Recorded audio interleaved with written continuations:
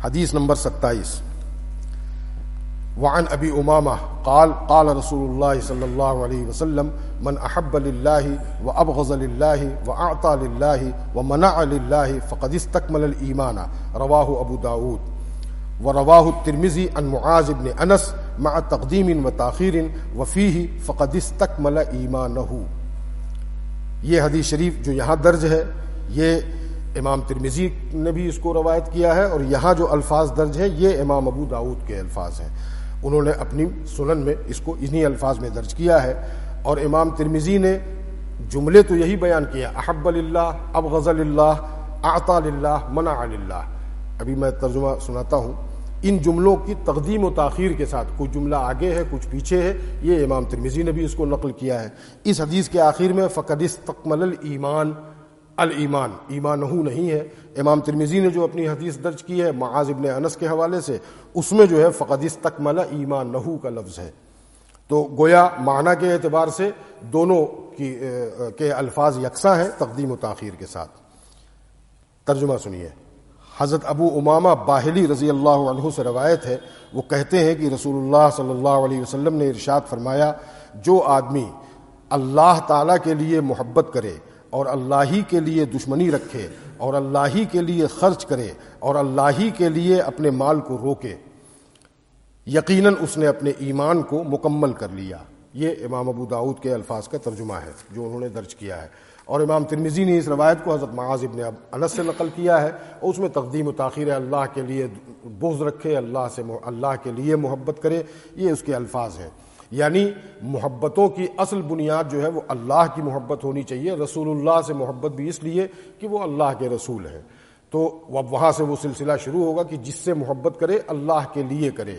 تو اپنے والدین سے محبت، اپنے استاد سے محبت، اپنے بچوں سے محبت، اپنی بیوی سے محبت، یہ شریعت کے اور اس کے احکام کے دائرے میں رہ کر کے کرے تو یہ سب اللہ کے لیے محبت ہوئی. اور اگر ان سب رشتوں کی محبت میں ہم سے اللہ یا رسول کا کوئی حکم چھوٹتا ہے تو یہ پھر یہ محبت جو ہے وہ اس شخص کے ایمان میں یہ نقص پیدا ہو گیا، کیونکہ اس نے محبت اللہ والی نہیں رکھی. اگر اللہ والی رکھتا تو اس موقع پر اللہ کی رضا کو ترجیح دیتا، رسول اللہ صلی اللہ علیہ وسلم کی رضا کو ترجیح دیتا، اپنی بیوی کی مرضی یا اپنے بیٹے کی مرضی کو ترجیح نہ دیتا. تو اللہ ہی کے لیے محبت رکھنے کا یہی مطلب ہے کہ جو کام کرے وہ اللہ اور رسول کی مرضی کے مطابق کرے.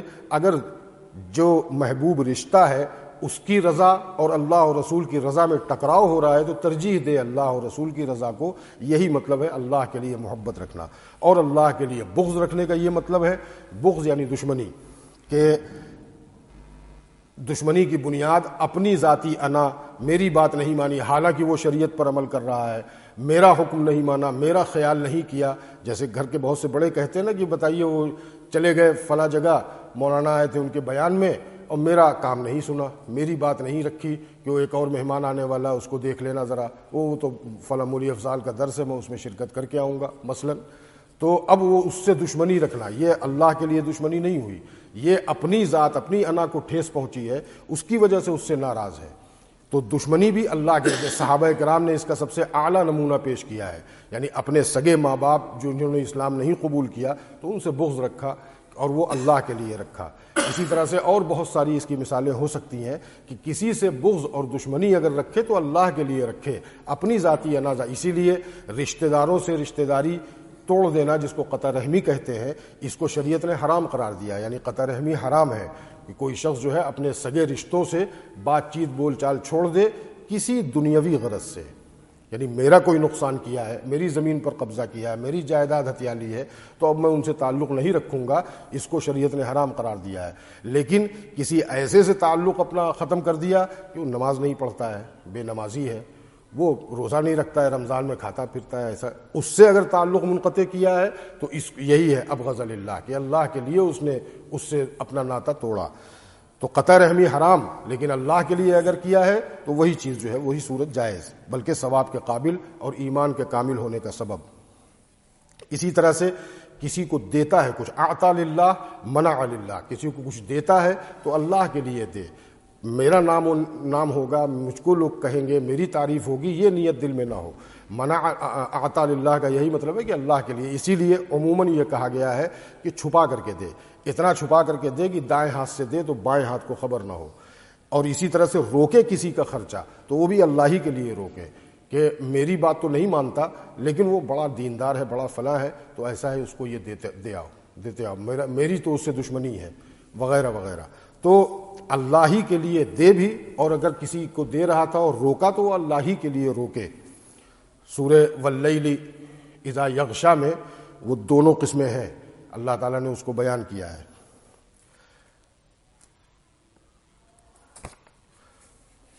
اور اس میں ایک یہ بھی آ گیا مال والے سلسلے میں کہ اللہ نے جن جن جگہوں پر خرچ کرنے کو کہا ہے وہاں کرے، اور جن جن جگہوں سے منع کیا ہے اس سے رکے، یہ بھی اعطا للہ ہوا اور منع للہ ہوا۔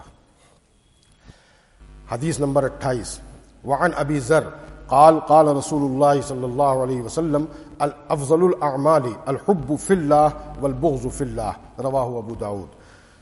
حضرت ابو ذر غفاری رضی اللہ عنہ سے روایت ہے، کہتے ہیں رسول اللہ صلی اللہ علیہ وسلم نے فرمایا کہ اعمال میں سب سے افضل اللہ کے لیے محبت کرنا اور اللہ کے لیے بغض رکھنا ہے، یعنی اللہ کی رضا جوئی کے لیے محبت، اسی میں وہاں للہ تھا، یہاں فی اللہ ہے۔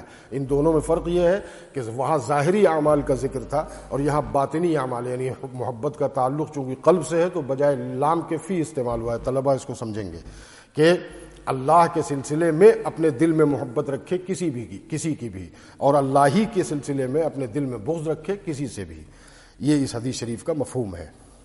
تو افضل الاعمال ان دو کو قرار دیا ہے، وہ کسی کو دینا یہ بھی محبت کی شاخوں میں سے ہے، اور کسی سے روک لینا یہ بھی بغض کی شاخوں میں سے ہے۔ تو گویا وہاں 4 چیزوں کا بیان تھا، یہاں ان 2 ہی میں ان باقی 2 کا بھی بیان اس کے اندر ضمناً ہے۔ وعن ابی ہریرہ قال قال رسول اللہ صلی اللہ علیہ وسلم المسلم من سلم المسلمون من لسانه ويده والمؤمن من امنه الناس على دمائهم واموالهم، رواہ الترمذی والنسائی، وزاد البیہقی فی شعب الایمان بروایت فضالہ، والمجاہد من جاہد نفسه فی طاعت اللہ، والمہاجر من حجر الخطایا والذنوب۔ یہ بہت اہم حدیث شریف ہے، اس کا پہلا ٹکڑا تو بے انتہا مشہور ہے، کئی مرتبہ تو میں ہی شاید بیان کر چکا ہوں۔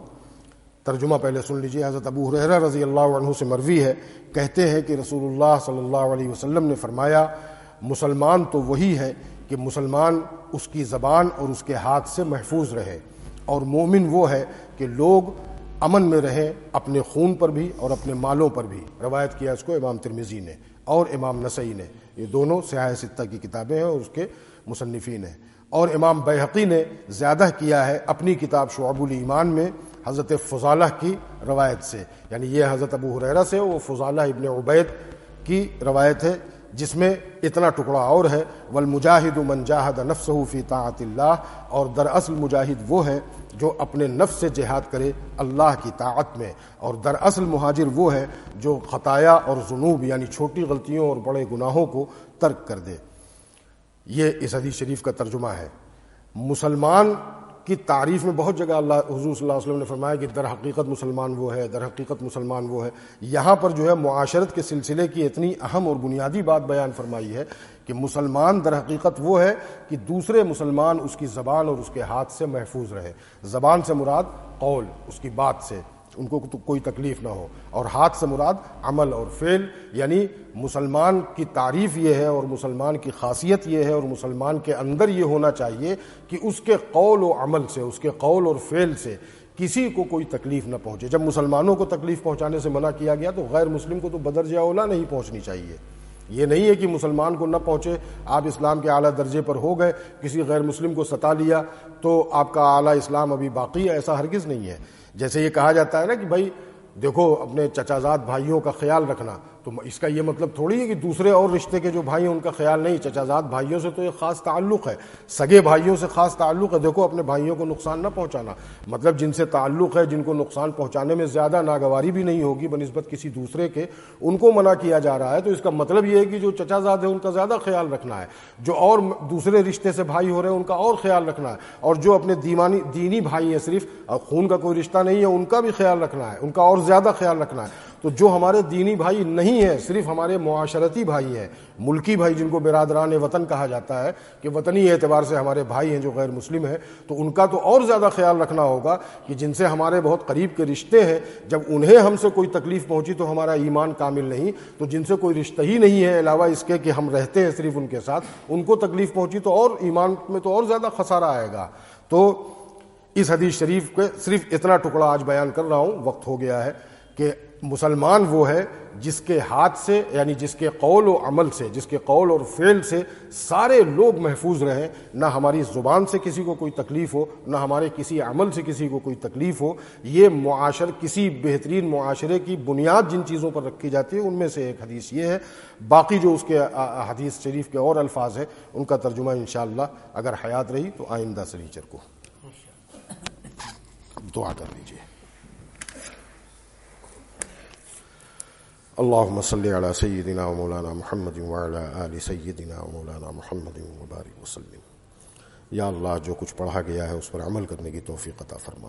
یا اللہ جو کچھ ہم نے سنایا ہے آج یا اس سے پہلے بزرگوں سے، یا اللہ ان سب پر ہم کو عمل کرنے کی توفیق عطا فرما۔ یا اللہ ہم جو کچھ دین جانتے ہیں، اگر فرض و واجب جانتے ہیں تو ان سب پر عمل کرنے کی توفیق عطا فرما، اور اگر حرام و ناجائز سے واقف ہیں تو ان سے بچنے کی توفیق عطا فرما۔ یا اللہ اس مجلس کو خیر کی مجلس شمار فرما، اور اس مجلس میں شریک ہونے والوں کی مغفرت فرما۔ یا اللہ ہم سب پر رحم فرما، اہل مجلس پر خاص رحمت نازل فرما۔ سبحان ربک رب العزت عما یصفون وسلام علی المرسلین والحمد